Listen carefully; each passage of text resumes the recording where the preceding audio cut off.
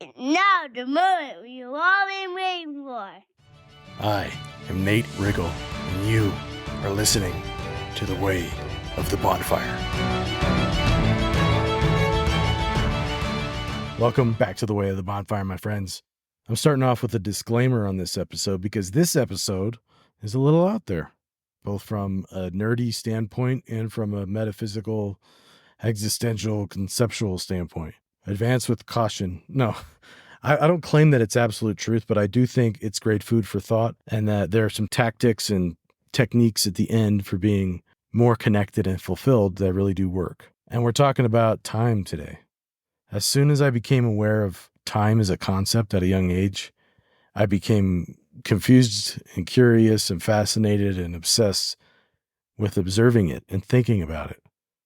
I can still remember when I was maybe, let's say 5 to 8 years old, my dad sitting with me in the living room downstairs in the first house I lived in Pennsylvania in that age, talking about our timeline together. And looking back at how he explained it in hindsight, it was pretty accurate. I was telling him about how I loved being his pal, and he was explaining to me how we will always be pals, but that it will feel different at different points in time. And I'm like, what do you mean? And he said, yeah, right now we're buddies, and we're together playing as much as we can.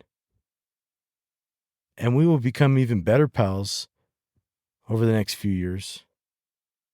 And then after that, you won't think of me as much as your friend for a few years. And I'm like, oh, what are you talking about? You'll love me as your dad, but you won't want to spend as much time with me, and you might not even want to be my pal as much during those years. And that's okay, because that's how it usually goes for everybody. And it's usually only for a few years, and as you get a little older, you'll start to remember what great pals we are, and you'll want to spend time together again. And then you'll want to go out on your own adventures and find your own love, like I did with your mom. And then that person will be your best pal. And you'll have your own little kids, and you'll be with them like I am with you, pals with them like I'm with you, and I'll get to be buddies with them too. And then, when I'm about 65, I'll have to start getting ready to go be with my dad and mom again in heaven, and my heavenly Father as well. And I'll still be pals with you then and always, buddy. And I'm like, whoa. I don't know. That was my introduction to time and the journey of life and relationships. But looking back, it played out exactly like that, and it still is.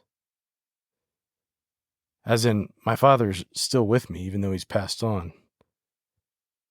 I know that life goes on after death. Maybe you're asking, how can you know that?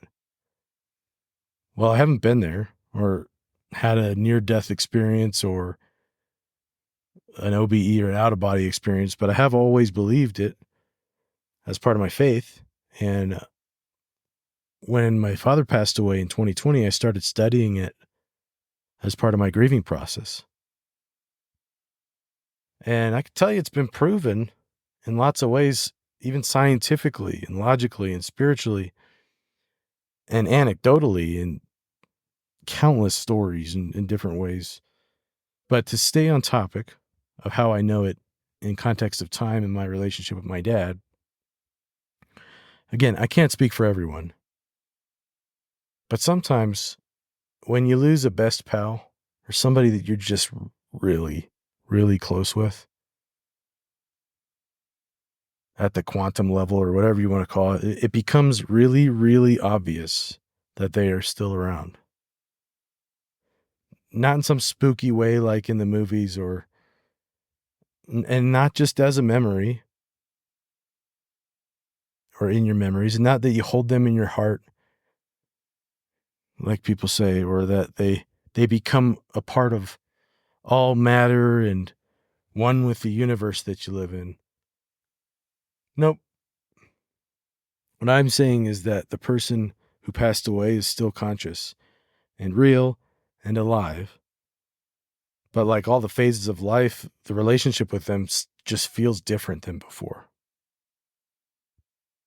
And it's kind of like the story my dad told me when I was a kid. In that they spend time with you in different ways at different points in your timeline. What do I mean by that? Spend time with me. I'm not telling. Not because I don't want to, but more just because it's like trying to explain what something tastes like without using the name of the thing. Like if I said explain what salt tastes like, you could take a stab at it by relating it to other things. But what if I am the one you're explaining it to and I'd never tasted those things either? You could explain it all day and I might or might not believe you. I might think you're making it up or pretending that it tastes how you say. But that would just be a choice that I made based off of the limited evidence and experience I have. Me believing you or not believing you would not change whether the salt tasted like salt to you. And my belief or unbelief would not change the fact that you know for sure that you did not imagine what you taste when you taste salt. But if I tasted the salt myself, I would see what you mean. I was all over the place on that one. But here, let me try a different angle here. So Einstein said it would be possible to describe everything scientifically, but it would make no sense. It would be without meaning, as if you described a Beethoven symphony as a variation of wave pressure. In other words, you just have to experience it. Like I didn't believe when my dad told me when I was 5 to 8 years old that I would ever stop wanting to spend so much time with him. But when I experienced being a teenager, I saw what he meant. Anyway, the point of all this is to say that there are phases of life and phases of being that we all go through. And we're all always somewhere in the middle of a truly endless set of experiences and change. And the way we think about and understand time is always relative to the phase or experience that we're having. I hope you're tracking with me here because it's going to be a lot of rambling if not. But I'm obviously not a theoretical physicist, or nor do I have deep, intimate, detailed, practical knowledge of general or special relativity or quantum mechanics. But I am one of the most curious people I've ever known. So I've been consciously observing time and our relationship to it and experimenting with it in every aspect that I can, basically every day and every hour of my 40 years on this planet. Like, not only have I watched nearly every pop culture movie or TV series on time travel, like from indie films like Primer, that one's amazing, by the way, and Safety Not Guaranteed, to Back to the Future. That's a great trilogy. I think I skipped school when I played hooky when I was a kid just to watch that one. To Doctor Who, to even like the cheesy kiddie ones that don't address any of the paradoxes.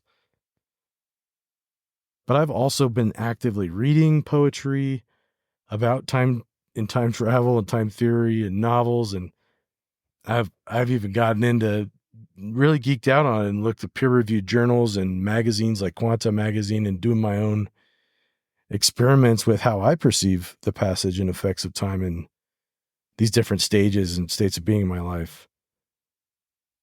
And on this one concept, I can say there have been countless documentaries and studies and debates by the smartest minds and philosophers and the deepest thinkers, from Newton to Einstein to Gödel and Hawking and Schrodinger and Like there's more modern ones now, like Michio, I can't say his name, Michio Kaku, and like Neil deGrasse Tyson's all over the internet, right? Saying this is how the physicists are looking at it.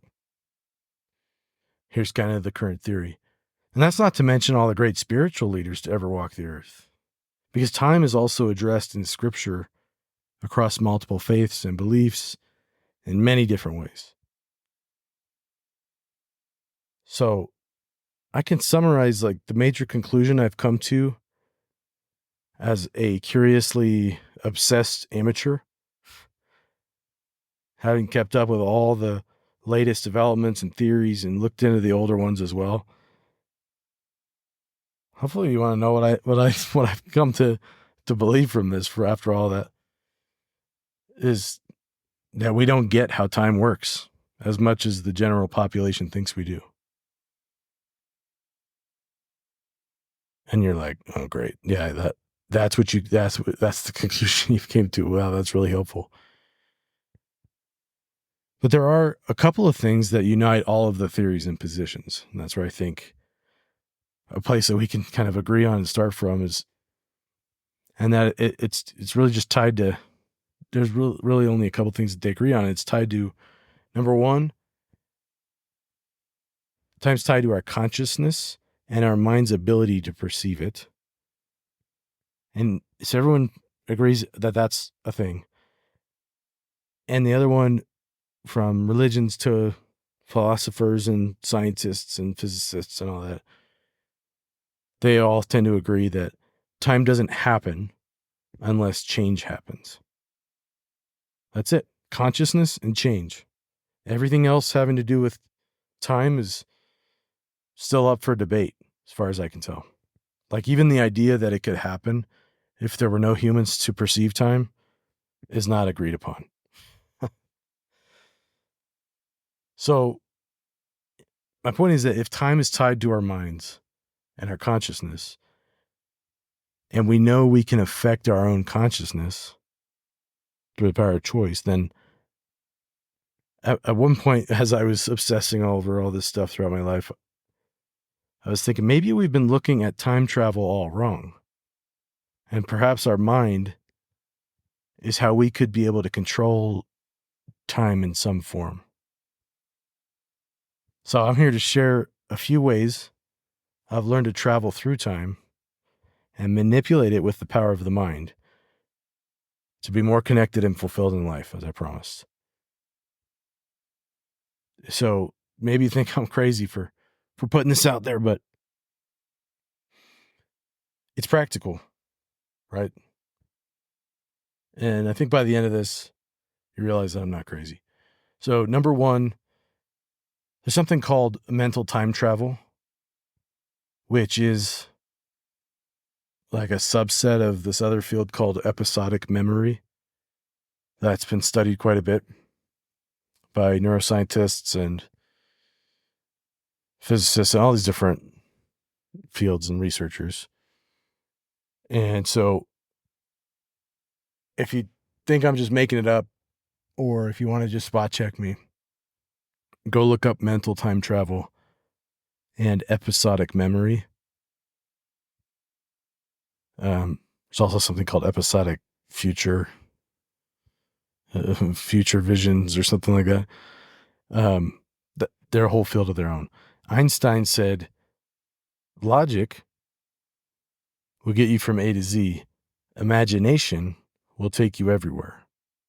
And if you look at the context of how he used to talk about imagination, it wasn't just like that it's like this kiddie thing where we just think of random stuff. And it's not rooted in any sort of structures or ideas. Like the way he thought about imagination was the power of the mind to look beyond what we already kind of the traditional way of doing things. So episodic memory is basically, it's just these vivid times that you can, if you consciously do it, you can go back to these spots in your mind where it's just vivid. It's like the memory is so clear and accessible to you that it's almost like you're living through it again. Not like you're feeling everything and seeing, like, you could taste the food on the table or something. It's not weird like that, but it's more than just an idea or kind of some story that you remember.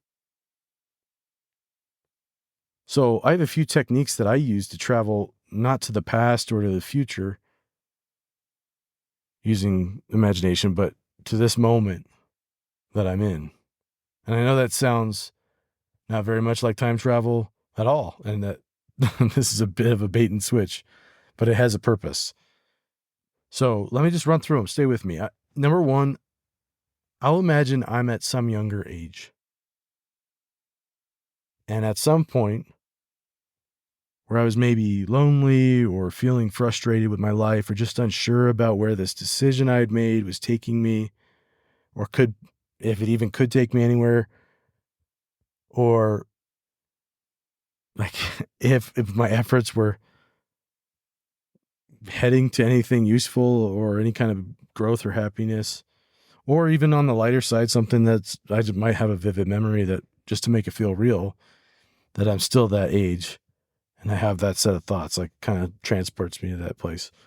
And then I mentally time travel to this moment that I'm in right now, as if I'm still the younger version of me without all the experiences that led me to this point.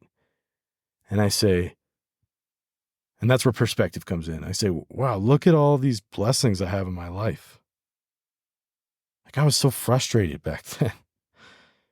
I didn't know if this was ever going anywhere. And I got all these beautiful kids and, a house, and I live in this great place, and I got great friends, and I'm healthy, you know, or maybe I say something different and I'll say, wow, I really got out of shape, or I'm being a jerk to everyone. When I get to that age, when I travel, I'm going to change that so that this doesn't become my outcome.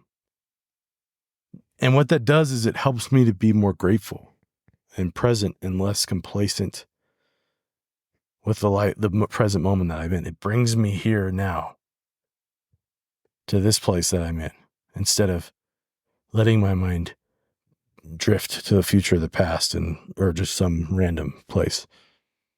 And number two, I'll do the opposite. I'll imagine I'm a much older version of myself, and I travel backwards in time to this moment so I can savor the time I'm having right now with my kids, still in the house. And, some of them are little, and I've got a relatively happy family and all the things from the good old days that I miss so much as an older person. And I feel present and grateful and joyful and less likely to waste this moment on meaningless crap.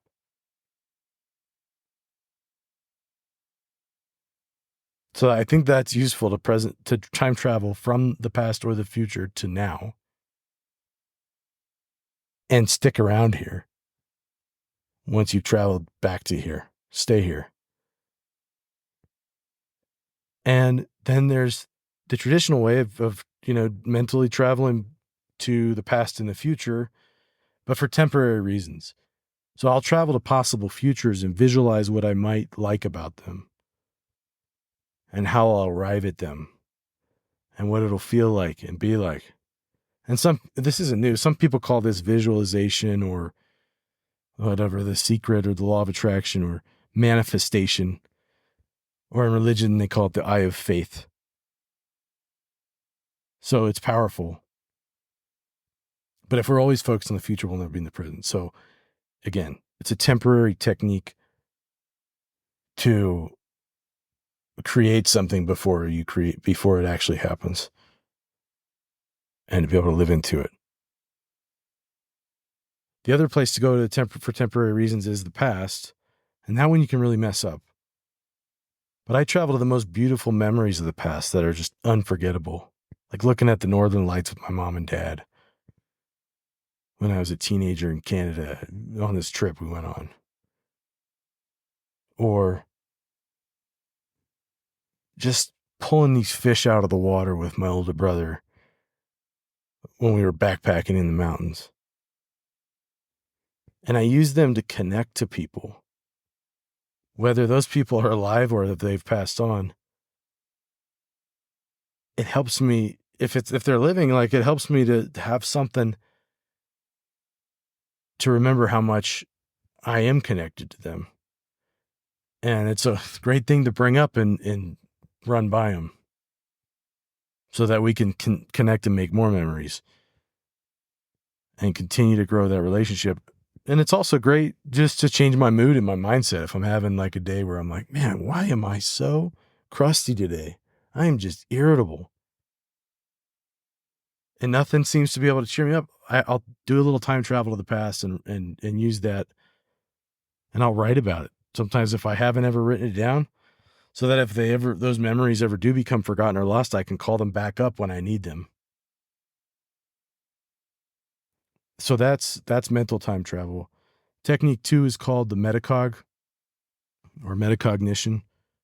And my older brother, Bret, who does have a deeper knowledge of the mind and quantum mechanics and neuroscience, he introduced me to this one.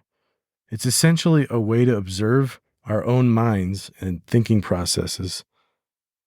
It's like thinking about thinking, to change our perception of the past, the present, and the future. Just look up Metacog or Caroline Leaf for a better definition and understanding of how to use this. And the reason I kind of put that into the time travel category is because this is a newer thing to me. It's really been helpful of not letting stuff from the past keep damage in your mind. Like I got to a point where I felt like there was a paper jam in my mind and there was nothing I could do to get it going. And this metacog idea, along with the help of my therapist, it helped unclog everything and just see it all through a different light and change how I think about myself and change my behaviors moving forward. And how I understand like the different sections of my life, the past, the present, and the future. Anyway, technique 3 is called I Don't Have a Time Machine, or How Not to Time Travel. Because a lot of our suffering and pain and anxiety and stress comes from thinking we can change actual events from the past. Like we can change the meaning of them and how they fit into our story and our picture and what they mean for us. But I'm talking about like, I do believe that we sometimes think by thinking about something, we can actually make it like it didn't happen.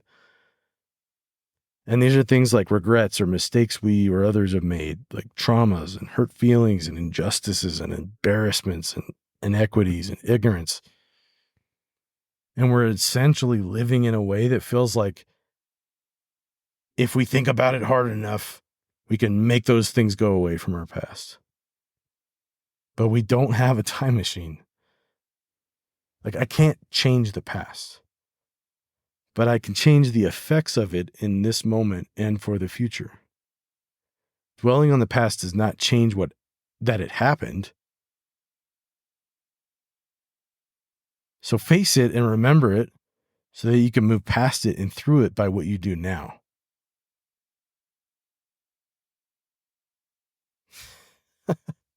It's like, oh man, I can't change the past. I don't have a time machine. That is a helpful thing to say, but not as an excuse.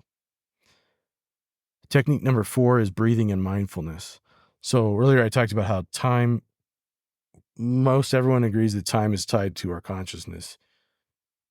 And we know that breathing can affect our consciousness, which means that breathing can affect our perception of time. I'm bringing out all kinds of detail here for you. We're getting way in the weeds. Mindfulness brings us into the moment. I shared some of my mindfulness techniques with the mental time travel. There's other ways to have mindfulness. It's a huge and growing field right now. It brings us into the moment and allows us to slow it down, not just through meditation, but through a conscious choice. Like when I give someone a hug, I can choose to enjoy it for longer. I can choose to take in my surroundings with all my senses and really participate in a conversation more deeply. I encourage anyone who feels like they're overwhelmed and that they are not enough, that like they don't have enough hours in a day, to go and look into breathing and mindfulness and its relationship with time. Technique number 5, a conversation with your past self. I always imagined, and maybe it's just because I watched a lot of Back to the Future or something, or I saw it happen in some of these movies, like from pop culture that I used to watch. But I always imagined how cool it would be if my older self would show up one day and give me a few pointers. And like I would just know them, and they would know me, and they would know how I would react, or at least answer some of my questions, since they know me best, better than anyone. They're me.